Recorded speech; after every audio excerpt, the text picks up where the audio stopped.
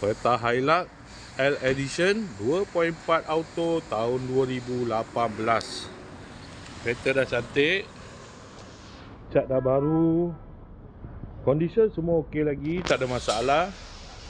Kereta ni boleh loan bank, loan kredit dan loan kedai. Kalau nak beli cash pun boleh. Kalau berminat boleh datang kedai, cakap kereta, boleh test drive. Kereta ni accident free, boleh jalan jauh, tak ada masalah. Jom kita tengok bahagian dalam. Kereta ni ada waranti 1 tahun. Dalam masih cantik lagi, leather seat.